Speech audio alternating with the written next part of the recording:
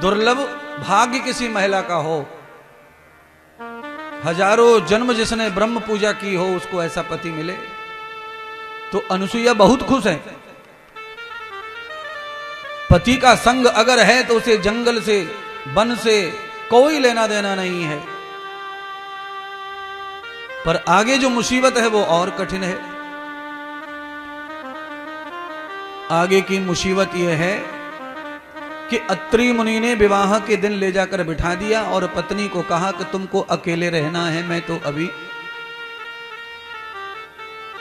यात्रा पर जा रहा हूं, 11 वर्ष की यात्रा बाकी है, तपस्या बाकी है। विवाह होने के बाद भी अत्रि मुनि ने पत्नी अनुसुईया को कहा कि 11 वर्ष की और साधना बाकी है, उसके बाद हम लोग मिलकर रहेंगे।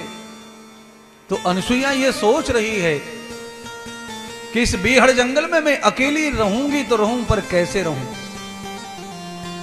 मेरा भी चित्त मेरा भी मन कैसे लगेगा। तो अत्रि मुनि से प्रार्थना करने लगी, स्वामी आप अगर ध्यान साधना करने जा रहे हैं तो मैं भी ध्यान साधना करना चाहती हूं,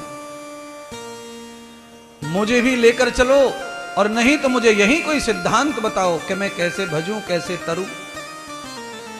मैं आपके बगैर तो रह लूंगी, पर मैं अकेली 11 बरस बेकार बिना काम के मैं क्या करूंगी यहां, और फिर मेरा भी उद्धार कैसे होगा, तो मुझे भी कोई मार्ग दिखाओ। तो अत्रि मुनि ने अपनी पत्नी को मार्ग दिखाया, देवी महिला जाति में कभी भी अकेले जंगल में जाकर साधना तप करने का विधान नहीं है। स्वामी यहां तो जंगल ही जंगल है जहां आप मुझे छोड़ के जा रहे हैं। तो अत्रि मुनि कहते हैं जंगल जरूर है, पर ये पेड़ जो है ये मेरा घर है, इसलिए महिला को चाहिए कि वो घर में ही रहकर कोई अच्छी साधना ढूंढ ले। तो बताओ कौन सी साधना करूं। तो अत्रि मुनि कहने लगे, देवी इस पेड़ के सामने से लाखों लोग जाते हैं, नर्मदा की परिक्रमा करने वाले यात्री, और नर्मदा माता की जो परिक्रमा करने के लिए यात्री ऋषि मुनि सन्यासी साधु आते हैं वो बहुत थक जाते हैं। उन साधु संतों की थकान को तू निकालती रहना, उनके पैर दबाना, उनके पैर में तेल की मालिश करना, गर्म पानी से पैरों को सेकना, और उनके पेट की क्षुधा को, पेट की भूख को मिटाना, उन्हें सुंदर सुंदर भोजन कराना, और यहां बिस्तर लगा दो, आए हुए ऋषि मुनियों को यहां विश्राम देना परिक्रमा मार्ग में। तो तुम्हें जो साधना मैं करके पुण्य पाऊंगा वही साधना का फल तुम्हें सेवा करने से प्राप्त होगा। घर में जो भी साधु संत भजनानंदी परोपकारी हैं उनकी सेवा चरण वंदन करने से हिमालय में जाकर ध्यान करने का ही पुण्य प्राप्त होता है सेवा से, क्योंकि सेवा भी भक्ति है, और भक्तियों में सेवा भक्ति जो है उसे सबसे कठिन बताया है।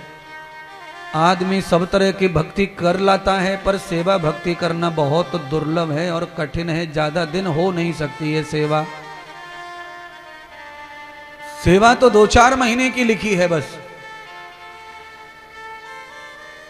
किसी महात्मा संत गुरु की सेवा आजीवन करनी पड़े 100 साल तो दुर्लभ हो जाएगा, पर राम नाम 100 साल आदमी जप सकता है, कीर्तन भजन 100 साल कर सकता है, पर सेवा का जो धर्म है वो बहुत कठिन है। सेवा भक्ति में जो सेवा करने वाला सेवक है उसे दास भाव से रहना पड़ता है, और उसे गुरु के वचन के अलावा दूसरा कोई वचन जीवन में धारण नहीं करना पड़ता है, तब ही वो सेवा भक्ति में सफल माना जाता है। स्वार्थ और मतलब के लिए सेवा करना भक्ति का प्रदायक नहीं है। सेवा और भक्ति कैसे कल्याण के लिए की जाती है, उसमें ये छचोरे स्वार्थ नहीं देखना चाहिए।